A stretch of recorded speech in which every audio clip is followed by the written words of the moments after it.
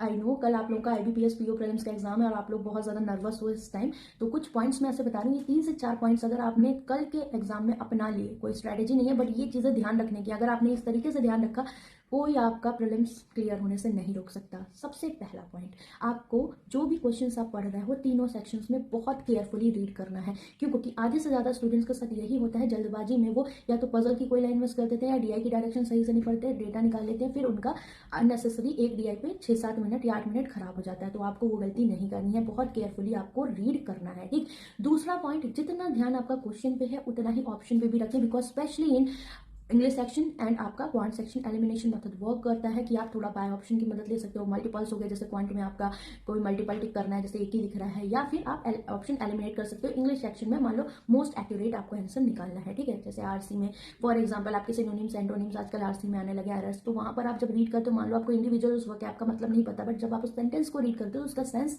आपको निकल के आने लगता है। तो इस तरीके से आप अपना स्मार्टली अप्रोच कर सकते हो। तीसरा पॉइंट जो है इंपॉर्टेंट, कि आपका चूज वाइजली, मतलब स्किप करना आपको आना चाहिए कि कौन सा क्वेश्चन है आपको अभी अटेम्प्ट नहीं करना। फॉर एग्जांपल अगर हम क्वांट सेक्शन की बात करें तो क्वांट में क्या रह रहा है, आप देख लो कैलकुलेटिव आ रहा है, कुछ DI अब कैलकुलेटिव देने लगे और अभी इन्होंने वेटेज मार्क्स का कम कर दिया, बट नंबर ऑफ क्वेश्चन उतने ही मिलेंगे, मतलब कुछ 0.5 मार्क्स के भी मे बी क्वेश्चन इंट्रोड्यूस हो, या फिर उन्होंने जो रखा होगा वो कल ही हमें फर्स्ट शिफ्ट के थ्रू पता लगेगा। तो आपको क्या करना है वहां पर कि आपके पास वहां लिखा रहेगा कौन सा क्वेश्चन किस मार्क का है। तो अभी देखो क्या होता है, अगर आपका जो लास्ट का टाइम है, जैसे मोस्टली स्टूडेंट्स के साथ क्या होता है, लास्ट का टाइम खराब हो जाता है, लास्ट जैसे 15 मिनट बीतते हैं उसके बाद दिमाग पे प्रेशर आने लगता है, हमारा माइंड उतना काम नहीं करता। तो आप जो 0.5 के मार्क्स के क्वेश्चन है जो आपको लगता है डुएबल है, जैसे फॉर एग्जांपल अप्रॉक्सीमेशन है, क्वाड्रेटिक में कुछ मिलता है, तो उसमें डेफिनेटली आपका माइंड काम करेगा ही। तो लास्ट के 3 से 4 मिनट आप उनको दे सकते हो कि आप वहां स्पीड मैथ्स के क्वेश्चन कर लो।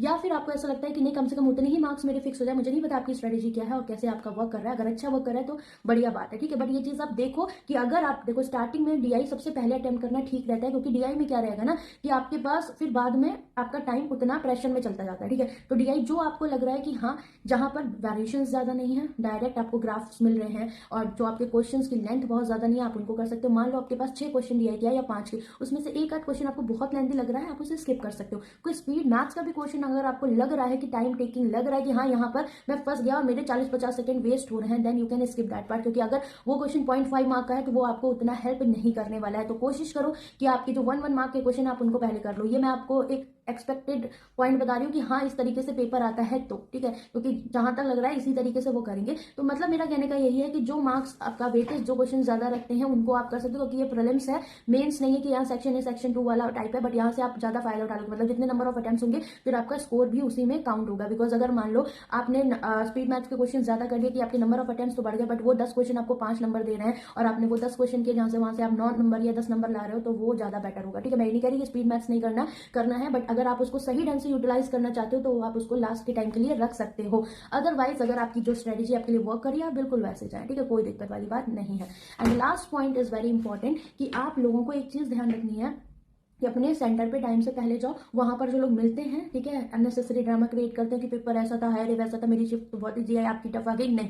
अपना पेपर जो है आप अपनी शिफ्ट के अकॉर्डिंग अपना करके आओगे, ठीक है, because this is opportunity for you. आपको IBPS PO प्रीलिम्स ये एक अपॉर्चुनिटी मिली है जिसको आपको अच्छे से यूटिलाइज करना है। जितना भी आपने पढ़ा है बहुत ही वाइजली क्वेश्चंस को चूज करना है और बहुत ही स्मार्टली अप्रोच करना है, ठीक है। और इन एनी केस एक जो पॉइंट बता दूं, ये बहुत इंपॉर्टेंट है, इन एनी केस किसी भी पॉइंट पे ऐसा लगता है नहीं अब तो पेपर गया, मतलब बीच में फंस गए कोई क्वेश्चन में या टाइम जा रहा है, नहीं, उसी पॉइंट पे दिमाग को फ्लिप कर देना एकदम कि हमें नहीं, अभी जो मेरे पास टाइम बचा है, जो हुआ सो हुआ, आगे की जब तक मेरे 20 मिनट या 60 मिनट खत्म नहीं होते हैं मुझे अपना दिमाग खराब नहीं करना है। बिकॉज अफसोस करने के लिए 60 मिनट के बाद आराम से अपना सेंटर के बाहर दोस्त के साथ मना लेना जो भी आपको अफसोस मनाना है, बट वो जो टाइम है उसमें तुरंत फ्लिप करना है माइंड को। तो ये माइंड फ्लिप करना बहुत इंपॉर्टेंट है कि आपको तुरंत अगले क्वेश्चंस पे मूव कर जाना है, ठीक है, क्योंकि अक्सर स्टूडेंट्स के साथ होता है, बहुत सारे इवेंट बहुत अच्छा मॉक में परफॉर्म करते हैं उनके साथ हो जाता है। बट अगर आपने ये अप्रोच अपना ली कि हाँ यहाँ पर हम गिरे, फिर उठ के हमने आगे अपने क्वेश्चन पे कमांड पा ली कि हमने इसके बाद भी 4-5 क्वेश्चन अच्छे से अटेम्प्ट कर लिए, तो वो चीज आपके साथ यहाँ पर होनी चाहिए। इसके अलावा रीजनिंग में जैसे ब्लड रिलेशन समटाइम्स फंसा देता है, तो आपको बहुत वाइजली चीजें चूज करनी है कि अगर आपको लग रहा है वहाँ लॉस दिए हुए हैं ब्लड रिलेशन में और आपको लग रहा है कि ट्रिकी या फंसा रहा है,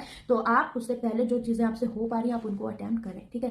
बाकी ऑल द वेरी बेस्ट, सब कुछ अच्छा होगा। आई नो आप लोग नर्वस फील कर रहे होंगे, सबके साथ होता है। अभी कुछ मत करो, अगर आप कोई नया मॉक दे रहे हो और अपना फालतू में डिमोटिवेशन फील करना चाहते हो, बात अलग। अभी तक आपने जितने मॉक दिए उनको एनालिसिस करो कि लाइक मैंने कितना टाइम वेस्ट किया जिसमें मैंने कोई क्वेश्चन ही अटेम्प्ट नहीं किया है, तो उसको मैं कैसे कल के एग्जाम में यूज़ कर सकता हूँ, क्योंकि वही इंपॉर्टेंट है। और बाकी कहाँ मेरे से गलतियाँ हो रही वो चीज़ मुझे नहीं करनी है, जो मेरी कमांड है उसको मुझे पहले करना है एग्जाम में। तो इस तरीके से एनालिसिस करिए खुद के लिए, आप कोई क्लास नहीं, कुछ नहीं, सीधे अपने ऊपर आपको फोकस करना है, ठीक है। और माइंड बिल्कुल काम रखो, आराम से टाइम से सो, बहुत ज़्यादा पैनिक होने की जरूरत नहीं है, क्योंकि आपने जो पढ़ा, मैंने फिर बोला, ये अपॉर्चुनिटी है आपके लिए, तो इसको पॉजिटिव वे में लेकर आपको जाना है, ठीक है।